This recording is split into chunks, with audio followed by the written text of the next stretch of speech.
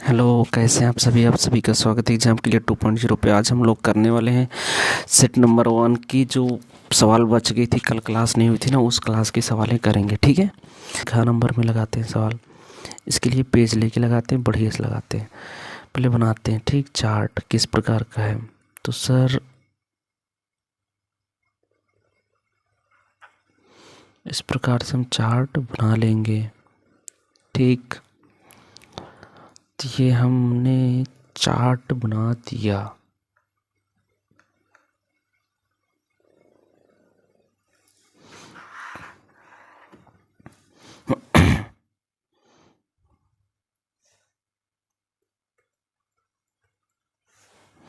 हमने ये चार्ट बना दिया। ठीक, अब आते हैं सवाल पे। सवाल क्या कहता है, सर 0 से 10 60 तक है। तो क्या करना मुझे, 0 से 10 तक का, फिर 10 से 20 तक, 20 से 30, 30 से 40, 40 से 50 और 50 से 60। ये हो गया। उसके बाद 5 x 20 15 y 5, 5 x 20 15 y और 5, इसका मुझे योग दे दिया है सवाल में ही शायद। देखते हैं क्या क्या दिया है। ठीक, आइए।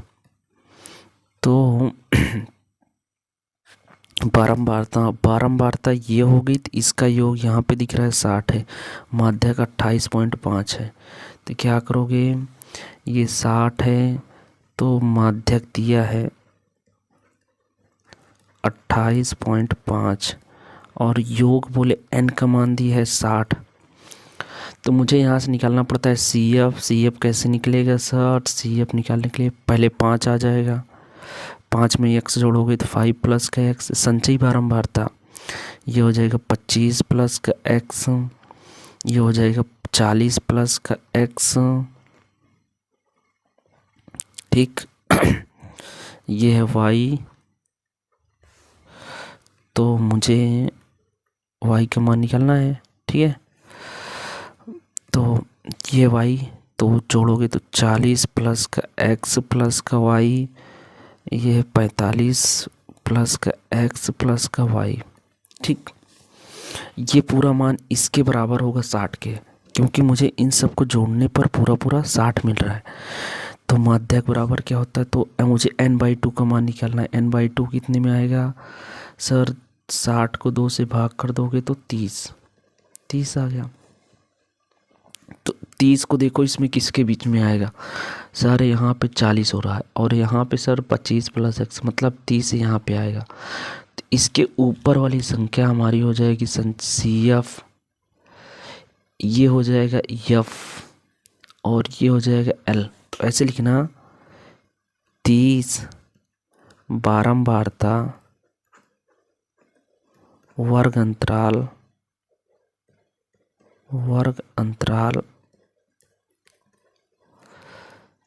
20 का 30 के मध्य में है। ठीक है,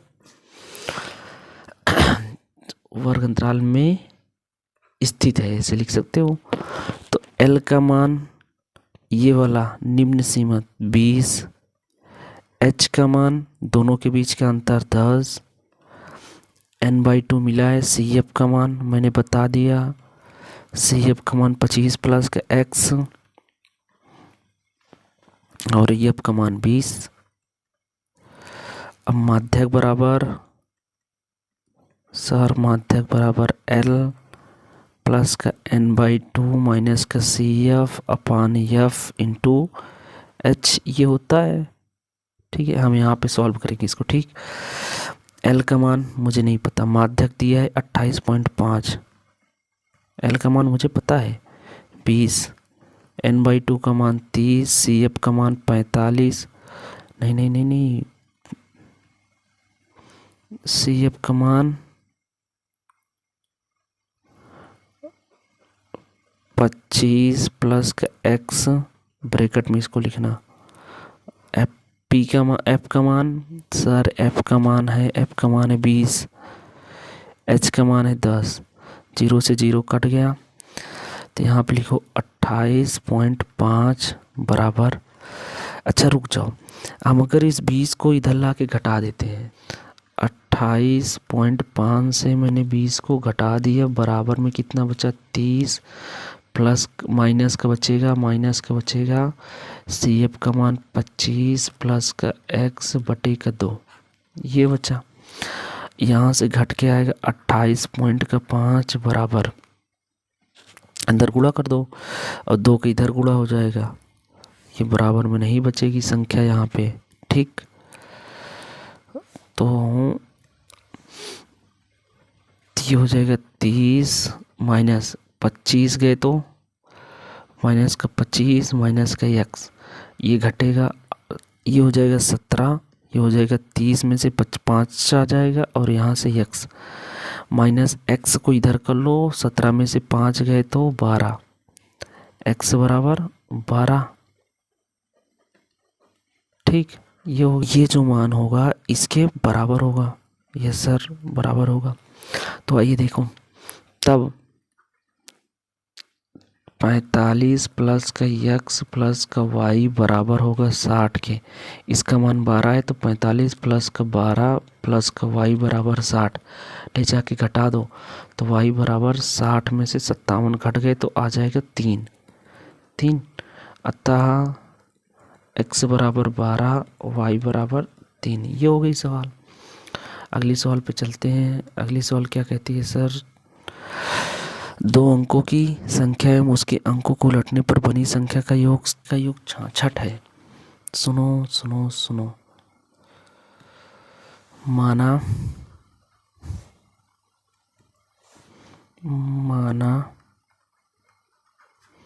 इकाई का अंक बराबर x, दहाई का अंक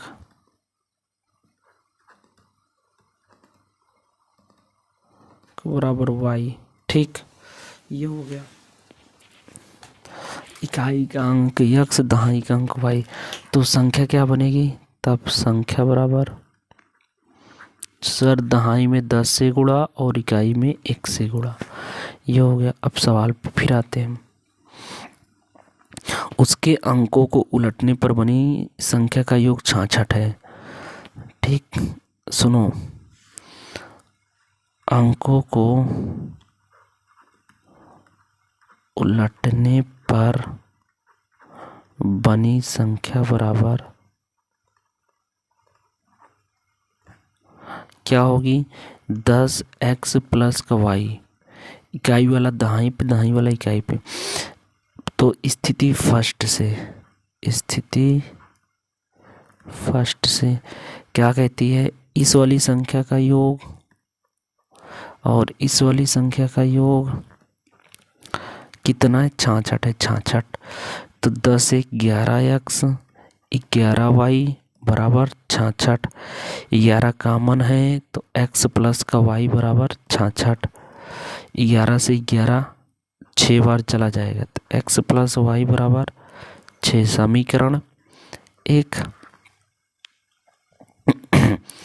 यदि संख्या के अंकों का अंतर 2 हो तो सुनो सुनो सुनो,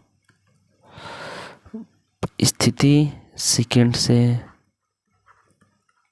क्या कहती है, संख्या के अंकों का अंतर मतलब इकाई से दहाई घटा लो या दहाई से इकाई घटा लो। तो मैं जहाँ तक समझ सकता हूँ, सुनो, हम इकाई से दहाई को घटा देते, x माइनस वाई बराबर 2, समीकरण 2। तो समीकरण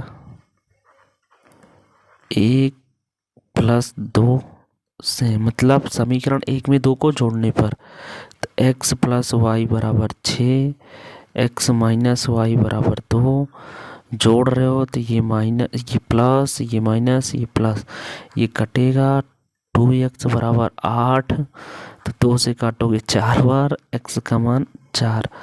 उसी प्रकार समीकरण 1 से एक्स का मान यहाँ पे रखोगे तो 4 प्लस का वाई बराबर 6 ले जाके घटा दोगे तो वाई बराबर 6 में से 4 गए तो 2, ये हो गया। तब संख्या मुझे निकालना है। संख्या कैसे निकालोगे, यहाँ पे मान रखते हैं 10 गुणा में 2 प्लस का 4 20 24, यही हमारा उत्तर है। ठीक, आगे चलते हैं। 5 वर्ष पूर्व नूरी की आयु सोनी की आयु की 3 गुनी थी। तो सुनो सुनो सुनो, मैं सब सवाल कराऊंगा, टेंशन मत लो। माना नूरी की आयु बराबर x और सोनू की आयु बराबर y, ये हो गया। ठीक, तो 5 वर्ष पहले नूरी की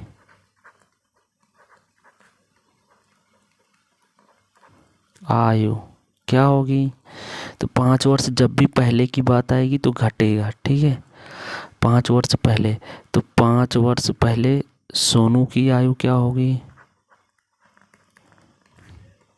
y माइनस का 5। अब क्या बोलोगे, स्थिति फर्स्ट या प्रश्नानुसार बोल सकते हो।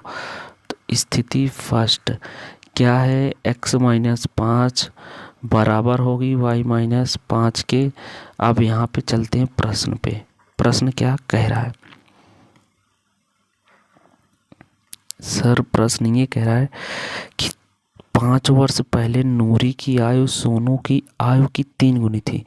तो मतलब जो नूरी है सोनू की आयु का 3 गुना है, तो इसमें 3 से गुणा हो जाएगा। मुझे बराबर करना है, तो बराबर किसको करोगे, इसका मतलब बड़ा कौन हुआ, नूरी बड़ा हुआ सोनू छोटा हुआ, तो मुझे बराबर करना है, इसमें गुणा होगा। तो x माइनस 5 बराबर 3y, 5 3 15, इन सबको इधर बुला लो। तो x माइनस का 3y माइनस का 5, ये माइनस में इधर आएगा तो प्लस में 15 बराबर 0। तो x माइनस 3y 15 में से 5 गए तो 10 बराबर 0। समीकरण 1 स्थिति सेकंड से।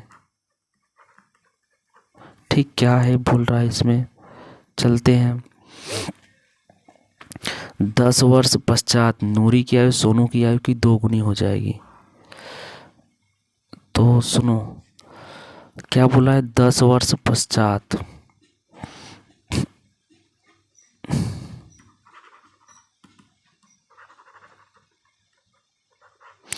तो 10 वर्ष पश्चात पहले निकाल लेते हैं। तब 10 वर्ष बाद नूरी की आयु कैसे निकालोगे, सुनो 10 वर्ष बाद बोला है ना, तो x प्लस का 5 और उसी प्रकार 10 वर्ष बाद सोनू की आयु, सोनू की आयु y प्लस का सॉरी 10 की बात हो रही है। तो यहाँ पे 10 और यहाँ पे भी 10। तो स्थिति सेकंड क्या कहती है, सोनू जो है नूरी की आयु का 2 गुना रह जाता है।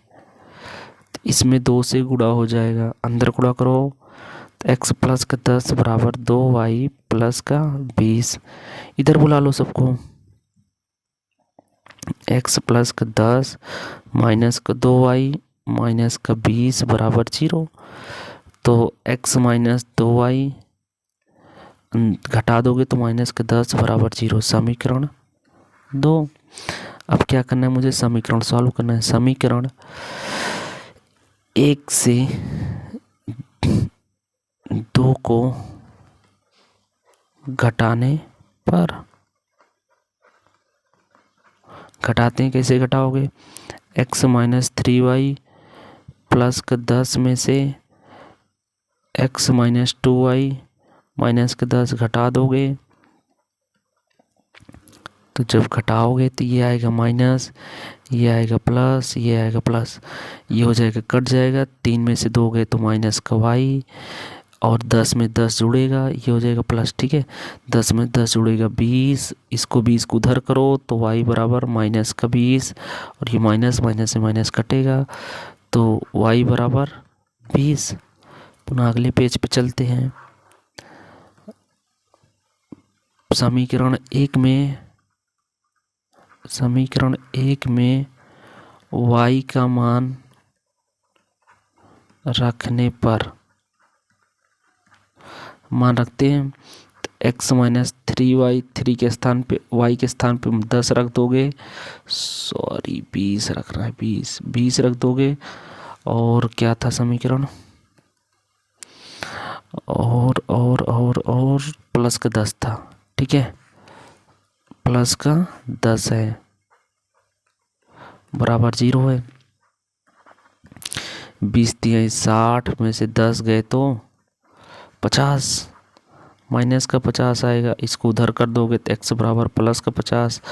अतः नूरी कितनी साल का, नूरी की आयु कितना वर्ष, 50 वर्ष, और सोनू की आयु,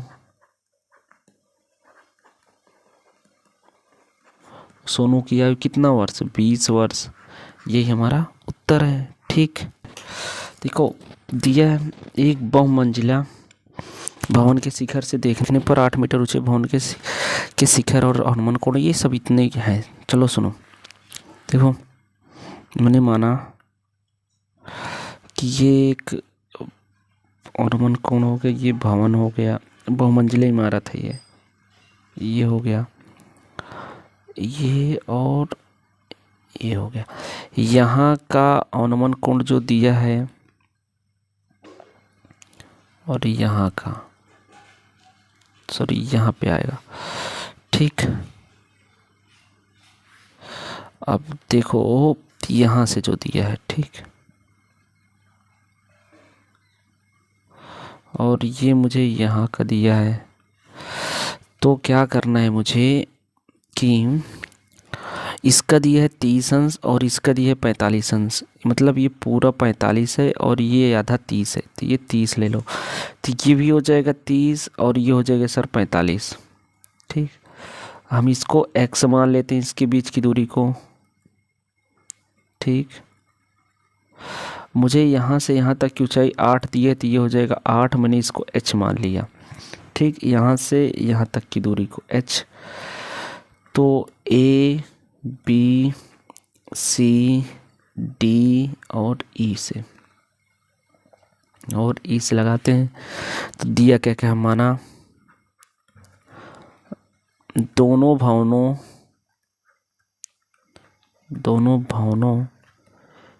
के बीच की दूरी बराबर x।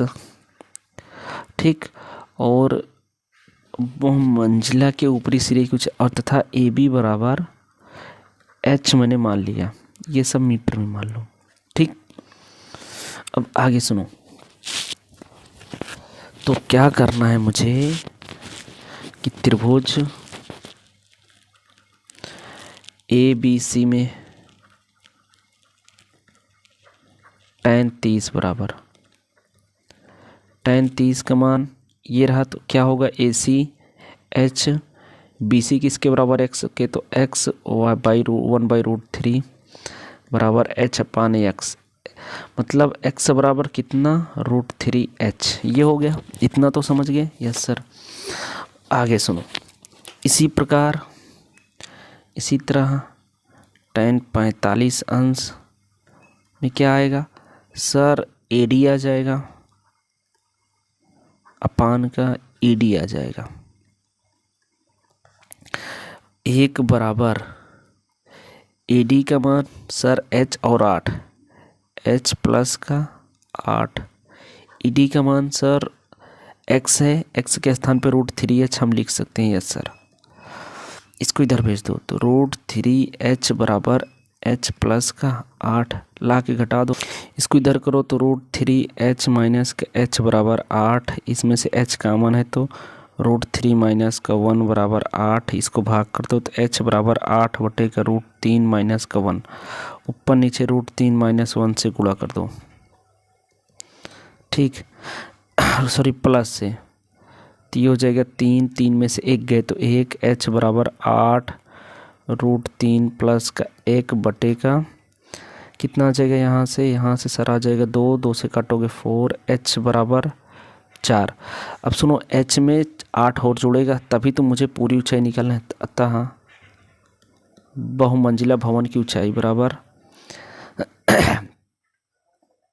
क्या करोगे, तो AD बराबर h का मान 4 √3 प्लस 1 में, √3 प्लस 1 में 8 मुझे जोड़ना है प्लस करके, तो 4 √3 प्लस का 4 प्लस का 8 4 12, तो बोलो तो 12 प्लस का 4 √3, ये किसकी आ गई, भवन की ऊंचाई आ गई, बहुमंजिला इमारत की, ठीक है। उसी प्रकार दोनों भवनों के बीच की दूरी, दोनों भवनों के बीच की दूरी बराबर कितना, √3, ये रहा h का मान, यहाँ पे रखो बड़ा ब्रैकेट, 4 ब्रैकेट में √3 प्लस का 1, तो यहाँ पे देखो मैं अच्छे से दिखाता हूँ, 3 4 के अंदर गुणा तो 4 √3 प्लस का 4, इसका भी अंदर गुणा कर दो तो ये आ जाएगा 4 √3 केवल 3 प्लस 4 √3, ठीक, 4 3 12, 4 √3, ये क्या आ गया, दोनों भवनों के बीच की दूरी आ गई, ठीक, यही हमारा उत्तर है। समझ गए आप लोग? Yes sir. आइए अगले क्वेश्चन पे। भूमि के एक बिंदु P से 100 मीटर ऊंचे भवन के शिखर का उन्नयन कोण 30 अंश, भवन के शिखर पर एक ध्वज को लहराया गया, और P से ध्वज के शिखर का उन्नयन कोण 45 अंश। ध्वज दंड की लंबाई मुझे निकालना। मैं आपको चित्र बना देता हूँ, आप लोग लगा लेना, ठीक है। माना कि ये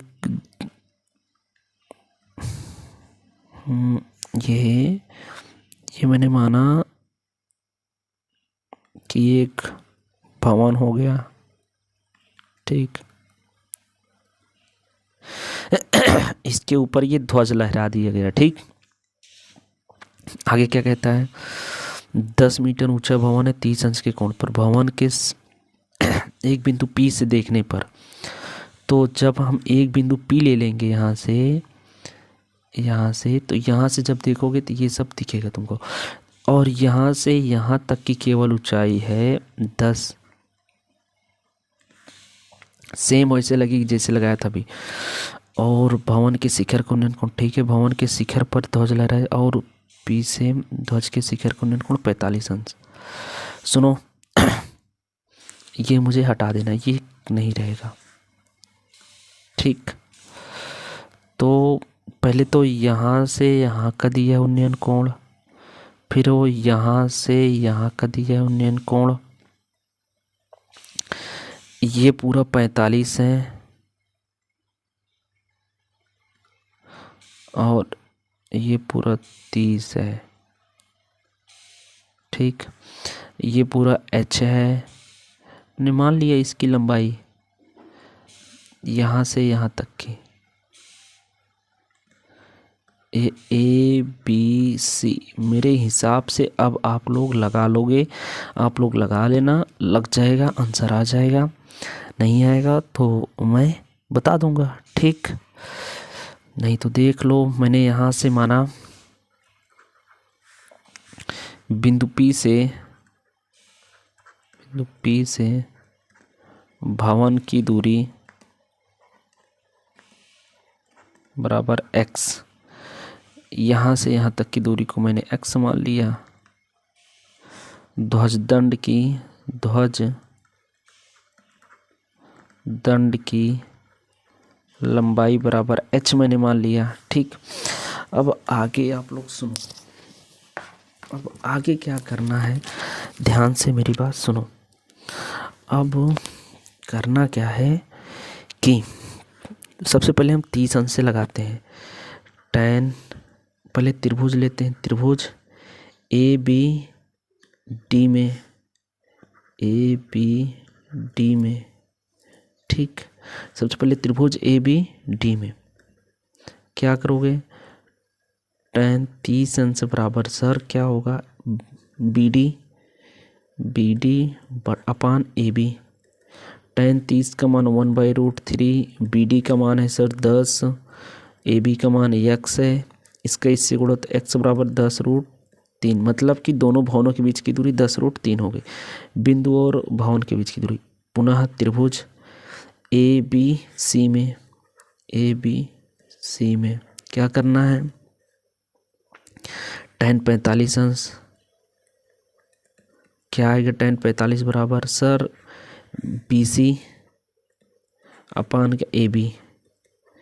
tan 45 का मान 1, बी सी में देखो 2 भाग है, बी डी और C D, B D plus का सी डी। ए बी का मान कितना है सर, x है, x इधर आ जाएगा तो x बराबर बी डी का मान है 10, सी डी का मान है h, x का मान है 10√3 बराबर 10 प्लस का h, ला के इधर घटा दो तो h बराबर 10√3 माइनस का 10, h बराबर कितना आ जाएगा, 10 कामन लोगे तो √3 माइनस का 1।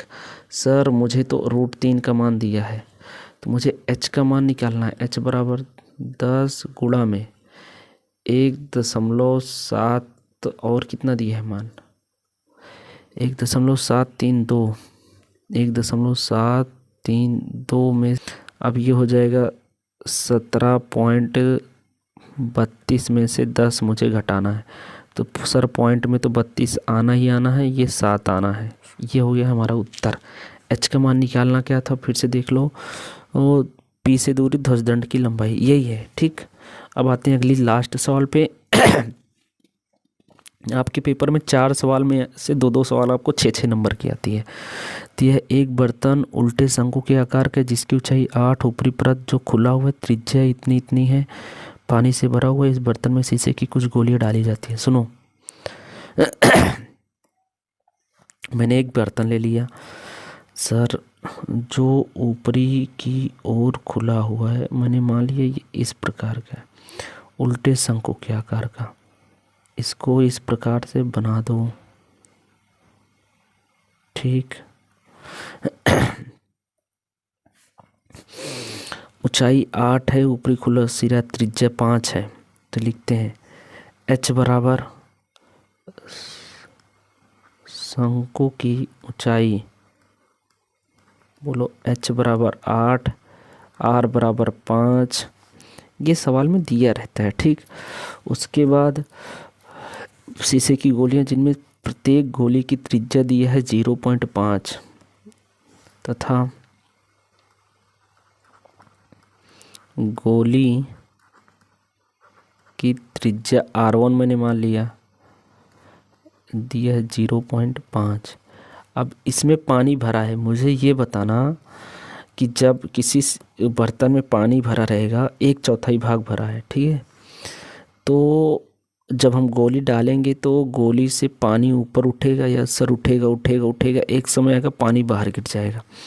तो क्या करना है, मुझे वही गिरे हुए पानी की मात्रा बतानी है कि नहीं, गोलियों की संख्या बतानी है। तो क्या करना है, तब शंकु का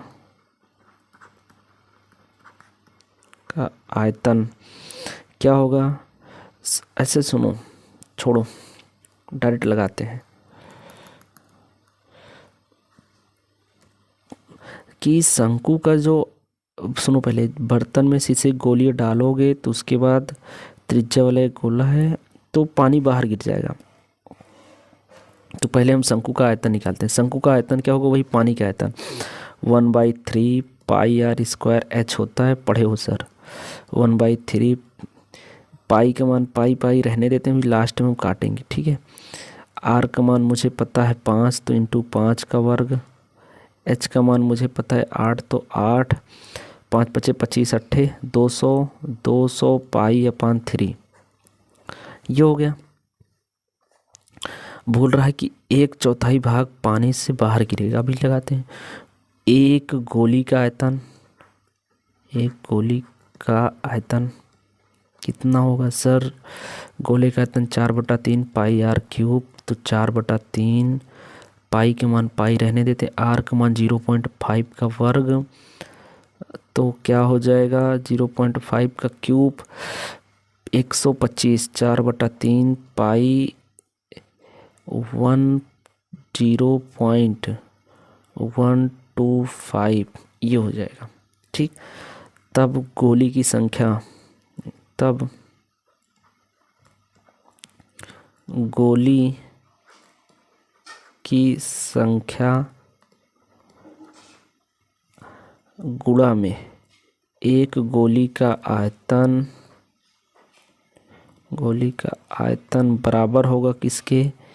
1/4 शंकु के आयतन के, 1/4 शंकु के आयतन के। तो गोली की संख्या को मैंने मान लिया n, गोली का आयतन ये रहा 4/3 पाई, इसको बोल सकते हो 0.125 बराबर 1/4, शंकु का आयतन 200 पाई अपान 3। जान के अच्छा लगेगा सर, 3 से 3 पाई से पाई कट गया, 4 से काटोगे इसको 50 बार, तभी देखो निकालते हैं।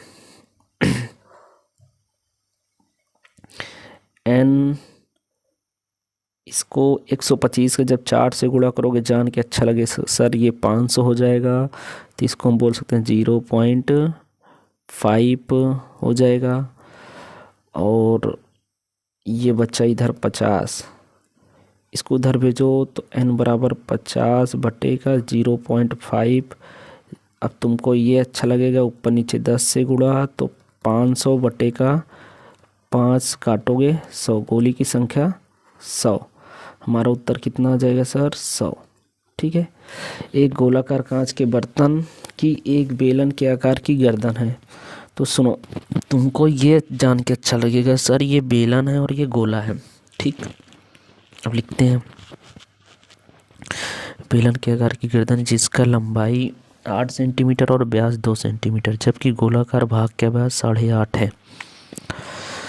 ठीक है, ठीक है सर, चलने देते हैं। पानी की मात्रा माफ कर एक बच्चे ने ज्ञात किया कि आयतन इतना होगा। क्या उत्तर सही है कि नहीं ये मुझे बताना है। ठीक, तो सुनो सुनो सुनो सुनो, बेलनाकार भाग की ऊंचाई बोले तो h बराबर है 8। ठीक है। व्यास 2 है, व्यास बेलनाकार भाग का व्यास बोल सकते हो। ठीक है, इसका व्यास 2 सेंटीमीटर है, तो त्रिज्या की क्या हो जाएगी? r1 का मान 2/2 काटोगे तो 1 सेंटीमीटर, तथा गोलाकार भाग का व्यास दिया है, इसका व्यास है सर 2 पॉइंट कुछ है, 8.5 है। ठीक, 8.5 है, तब मैं बोलूँ R2 का मान क्या हो जाएगा सर? 8.5/2। अब सुनो सुनो सुनो, मुझे इसमें भरे जा सकने वाले पानी की मात्रा बतानी है, तो कैसे निकलेगा? तब बर्तन में पानी की मात्रा देखो कैसे निकले। बेलन का आयतन प्लस इसका गोले का आयतन, बेलन का आयतन प्लस गोले का आयतन, गोले का आयतन। ठीक है, ये आयतन है। बेलन का आयतन पाई आर स्क्वायर एच गोले का आयतन 4/3 पाई आर क्यूब। यहाँ पे R2 का क्यूब आएगा और यहाँ पे R1 का स्क्वायर। पाई सब में कॉमन है। यस सर, पाई कॉमन लो। पाई को मैंने जैसे ही कॉमन लिया, R1 का मान 1 का वर्ग, H का मान सर 8 का प्लस 4/3, R2 का मान सर 8.5/2, 8.5/2 गुणा में 8.5/2। ठीक है, 2 2 4 कट गया। 3 से कटेगा नहीं, अभी बाद में काटते हैं। पहले इसको मैं इधर और थोड़ा लिखता हूँ। तो पाई के मान बोल सकते हो सर 3.14, क्योंकि किताब में दिया था सवाल में। यह आ जाएगा 8।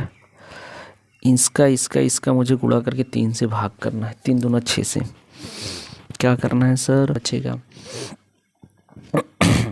इसका इससे फिर गुणा करो तो 3.14 का 8 छंग 48 प्लस का 6 14.125/6 जोड़ोगे तो 3.14 और इसको जब जोड़ोगे तो 8 4 12 की 2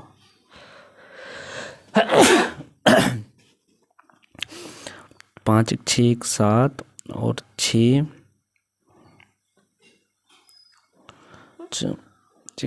आएगा। ये 6.125 अपान में 6 करोगे 346 पॉइंट कुछ आ रहा 1 2।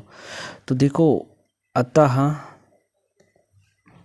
क्या करना है, बच्चा इतना निकाला है, क्या उत्तर सही है? नहीं। अतः बच्चे का उत्तर सही नहीं है। ठीक, आपको इतना लिखना पड़ेगा।